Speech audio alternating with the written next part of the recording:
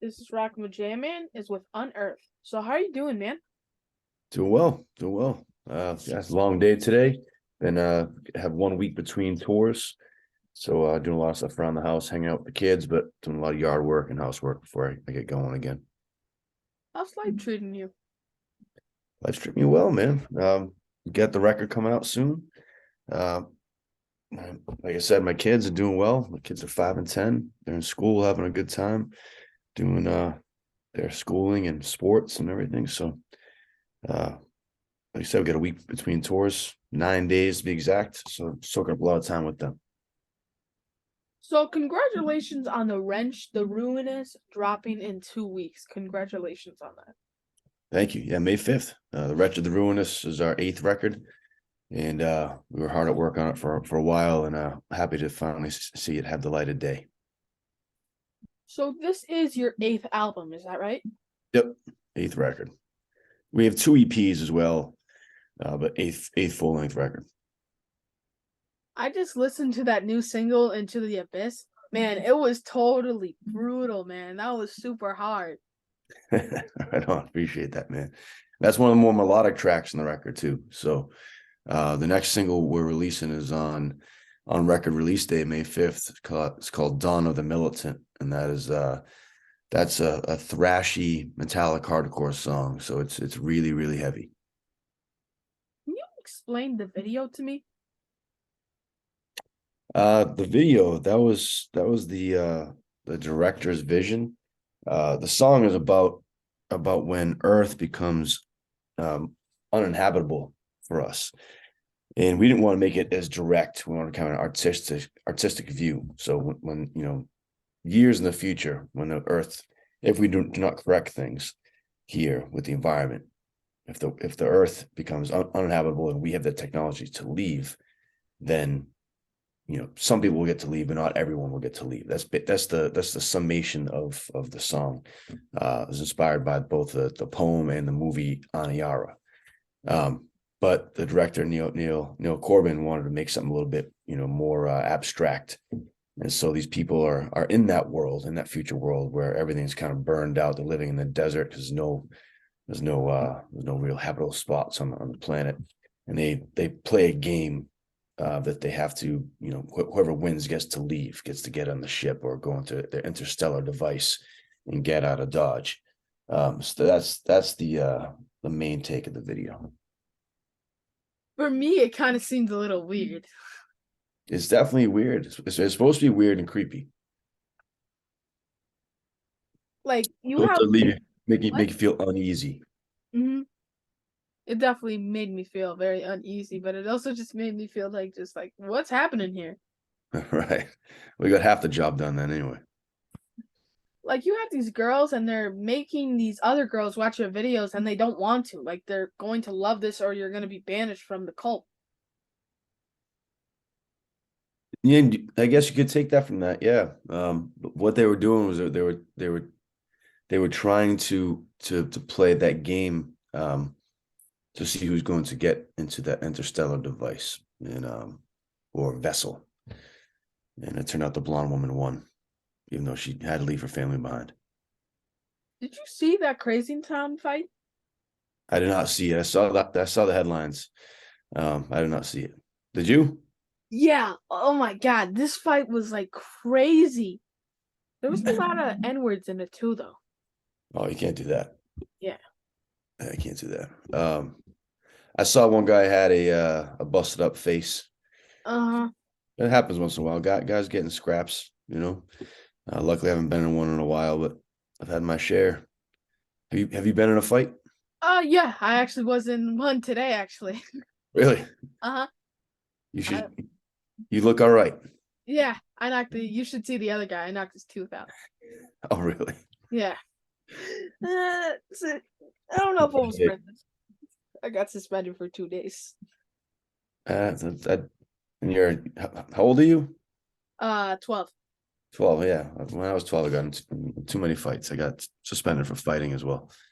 So you'll work it out of your system. By the time you hit high school, things get a little less violent. What was the writing process like going into the eighth album? Um, we started writing it during the pandemic, so things were different for us. It was really quiet. Um, we were on tour going right into the pandemic, and we were kind of burnt out. So we just focused on home life, family life, for a good 6 to 8 months. Starting in March of 2020, and after that, Buzz, our guitar player, started writing riffs and slowly started to present, song structures to us. And that's kind of generally how it goes. The guitar players would supply us with song structures, and we kind of converse about it. But it was kind of one sided this time with Buzz, and he just had a wealth of riffs in the bank after about a year, and then we all went to studio and banged out a record. Now, how do you take care of your voice? It has to be hard without screams. Yeah, I mean, ever since high school, my first band, I took voice lessons and chorus in high school, and then after that, I took a bunch of voice lessons. But then when I landed with Melissa Cross around 2005, the Zen of Screaming Woman, I'm sure if you don't know her, look her up on Instagram or wherever. She's helped me not lose my voice. She knows all the proper breathing exercises, the warm ups, warm downs, and just the advice is to stay hydrated. So when I'm on tour, I'll be, humming throughout the day, keeping the voice warm. And then even after the show, you'll hear me humming. Always need a water nearby, or like some sort of electrolyte beverage, like a Gatorade, or you know whatever. And that's usually how I keep it moving. You have to do what you can when in this kind of metal scene. Yeah, of course. I mean, if you didn't do that, then you would strain your voice and you wouldn't be able to sing, and all of a sudden get days off, which if you don't get paid on days off, that destroys the whole tour budget. And yeah, touring is fun, but it's also a job, so you can't skip work. What I mean is, I don't think there is going to be a classic rock kind of falling when everyone is in their late 60s and early 70s to this kind of show. You don't think so? I mean, I think so. I mean, if you look now, metal's fairly young. It's only just over 50 years old. And the guys who started are still singing. Ozzy's still singing, not as much. But older people go, man. And we're in our 40s now. So we see our fan base getting older with us and continue to go. So it's all it is rock and roll. It's just really, really heavy rock and roll. And as long as the fans stay alive, and as long as we stay alive and healthy enough to do it, then there'll be concerts. Just like you have Seeger on your wall there, man. I saw Seeger with my father um, probably about 8 years ago or so. And he looked like a grandfather on stage, but he killed it. He sounded great. And there's a lot of other grandfather looking people and grandmother looking people in the crowd. So um, yeah, you can continue on. I think the oldest metal dude is like Chris Barnes, and he's pushing 60. And Ozzy's in his 70s. Rob Halford's in his 70s. At least I think he's around 70. Um, yeah, even Metallica and Testament, yeah, they're all near 60 and they're killing it. Chris Barnes, I think he's younger. I don't know how old he is. Um, yeah, as long as you stay healthy, man, like it's just a number. Age is only a number. If you stay healthy and you stay fit, and you're lucky enough to keep your voice or your talents, then you can go until you're elderly. Did you know that his brother was a famous lawyer? I did not know that. He died in a plane crash during the pandemic. He tried to learn to be a pilot. That's tragic. Sorry to hear that. I don't know that. What is the craziest thing that you remember about the lockdown? Craziest thing. Um, there was early on there was this weird repeating commercial. Because I canceled cable years ago, and I just got the internet, and so I just do the streaming devices, and so Apple TV or Amazon, whatever.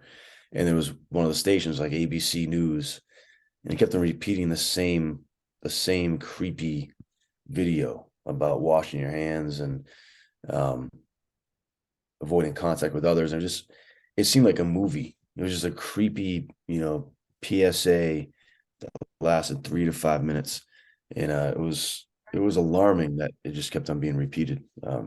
Other than that, though, I mean, I made do with focusing on family and a very small circle of friends, and um, we we were lucky enough to remain basically untouched by the virus until the world opened up, and then when everyone caught it, so it wasn't a big deal at that point. What do you think about AI? AI, it could play out like the movies have predicted, where it takes over and it dooms mankind. But at the same time, if we keep reins on it, it can be very, very, very helpful to us. It already is very helpful to us.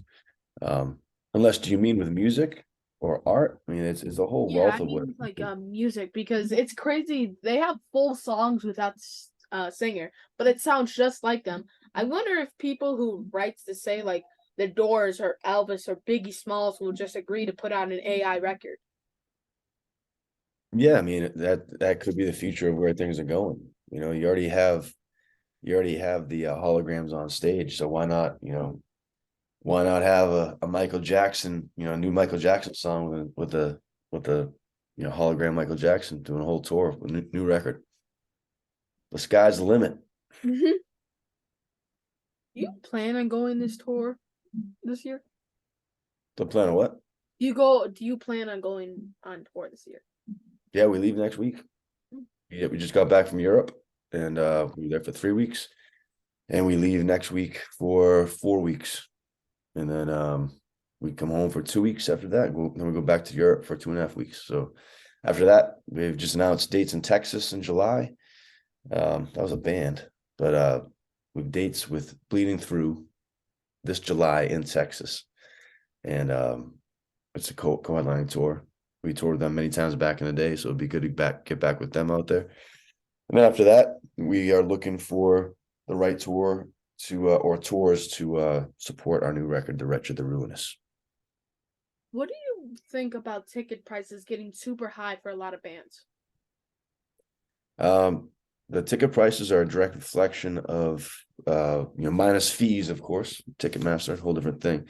But the ticket fees going up, I mean, the ticket prices going up is a direct reflection of what the band is asking for a guarantee to bring you their show.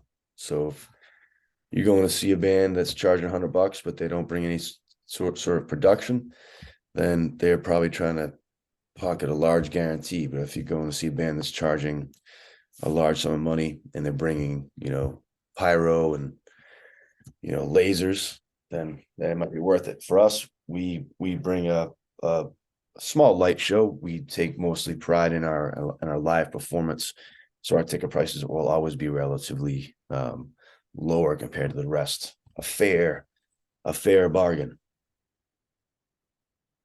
What is life like on the road for you?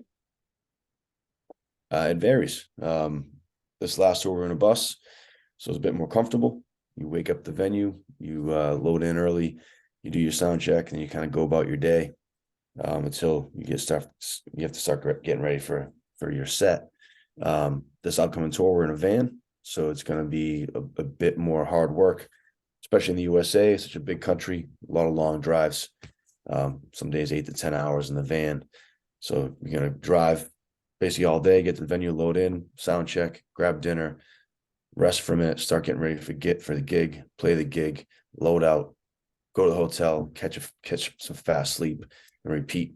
And so it's a bit more of a grind. But yeah, things vary. And January we were in Japan, Australia, and Taiwan, and that varied too because we had to fly every day. But we got to see pretty, exotic places and have a great time. So it's every tour is different. What's the best venue you've ever played? My favorite venue in the world is one in Norfolk, Virginia, called the Norva. Mhm. It's a pretty the venue is, it's nice as far as the fan perspective. Um, it's standard, maybe 1,500 cap room with a short balcony, nice clean facility. But backstage, there's multiple dressing rooms, and each one has their own nice fixtures. There's a huge game room in one of them with you know uh, ping pong, dartboards, an old arcade setup with like Donkey Kong, all kinds of games. And then the headliner's room, it's like a living room, like a luxury apartment with a hot tub and saunas and showers, and upstairs for everyone to enjoy. There's a basketball court and weights, and the catering is always killer. So it's I'm sure that when you get to arena level as a band, which we are not, maybe these things exist, but for bands that play in the club circuit, this is the nicest venue I've been in the world for that size. What's the worst venue you've ever played? Worst venue. Yeah, I probably just blocked out the worst venue from my head. We played a lot of dives, a lot of dinge places, but I couldn't tell you which is the worst one. But we have fun wherever we go. What is on your rider? The main things in our rider, water is first and foremost. You have to be hydrated. We generally always get some sort of cracker, like a wheat thin. We like hummus. We like bananas. But the main thing usually besides the water is we'll get beer. We like IPAs, and we like clear tequila and vodka, and Powerades or Gatorades to hydrate. And that's basically it. We're pretty easy. There's no green M&Ms or like mini golf courses. Ever have a crazy interaction with a fan? Crazy interaction. All sorts of wild interactions, but my favorite one, which was this guy was excited. We were at Ozfest a long time ago. I was actually Ozfest 04. So it was our first time on Ozfest. So this is almost 20 years ago. And I went out to the lawn. It was a home show. My mother was there to support us. And I'm all excited to be there. I'm in my 20s. And this guy comes up. He's like, hey, I saw you guys play. I was never effing bored, he said. All right, well, cool. I guess that's a compliment. He was never bored. So I thought that was a funny one. What is your worst memory? Sorry about that. What is your favorite memory from playing the show? Favorite memory playing a show. A lot of great memories. The one that sticks out the most right now is we played the main stage download in England in 2010, and it was the biggest crowd we've ever played in front of. It was probably 60 to 70,000 people, and just the reaction of the crowd, put the fist in the air and chanting "Hey!" and everyone's doing it, and the biggest circle pit of our careers. That was a pretty unique moment for us. What's next for you? Next, we have the tour coming up, like I said, in May to support the new record. It's our album release tour. Then in June, going back to Europe, and then July, us and bleeding through doing some dates. And after that, it's up in the air. We are planning to tour heavily on this new record, and yeah, just go for it. And so that's gonna be our focus for at least the next 15 to 24 months. Do you guys have any cool merch? I hope so. I mean, it's in the eye of the beholder. I think it's cool. Can you please We hired Alex Goulet, great producer. I'm sorry, great artist, to do all the art for this new record. So each single we've released has its own unique art. So we have all that on t-shirts or sweatshirts or long sleeves. He did the cover art too. So you can head to our page, unearthofficial.com, and it has all the t-shirts and all the art. Could you please hook up your boy with some fresh gear? Gotcha. Fun question time. You're on death row and it's time for your final meal. What's on the menu? Final meal. It's a tough one, man. It varies. It would probably have to be some sort of comfort food.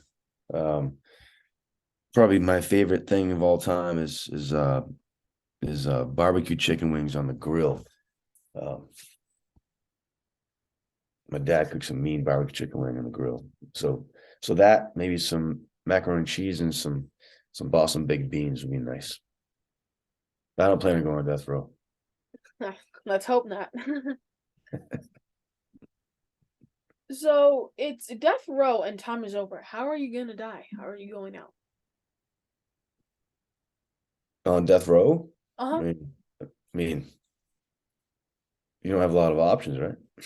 Yeah, you Don't they got just stick a needle in you? wait, now I'll tell you the options. You got electric chair, you got hanging, you got the lethal injection, you got firing squad. I'm pretty sure there's burning alive. I don't know. I don't know about that one. There's Who would hang choose that one? what? Who would choose that one? I don't know. No one would choose that one. Everybody usually either chooses lethal injection or firing squad. I'll be crushed to death by stones. How's that? Okay. You want to know which way I would have chose out? Sure. I would have been shanked to death. Shanked. I can see that. Because you're probably surprised, you don't know what's coming. And then you get the adrenaline flowing, so you might not feel the pain at first. Smart guy. If you could have any superpower, what would you choose? Uh, to be invincible. How about you? Mine would probably be ooh, that's a good question. That's a question that I always ask myself. Ah, time stop. That's a great one.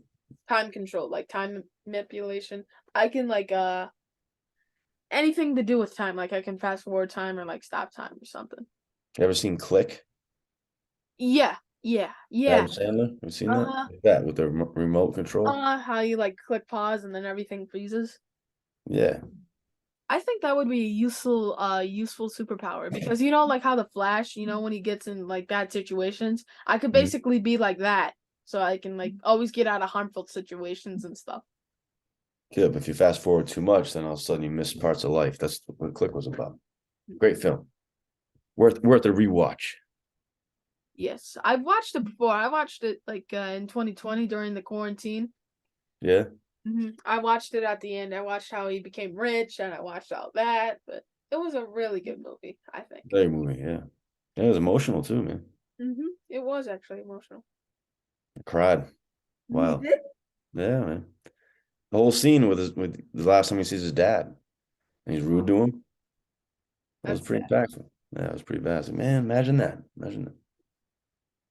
Okay, let's say you can choose any song ever in by any band, and you can change that song to where you were the one who wrote it and it was your song. What song would it be and why? Ooh, interesting question.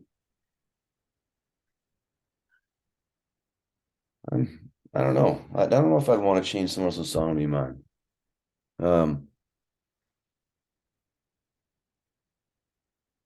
I have a story. When I was in high school, my first band, and I was with a bunch of guys who they liked metal, but they also liked some lighter stuff.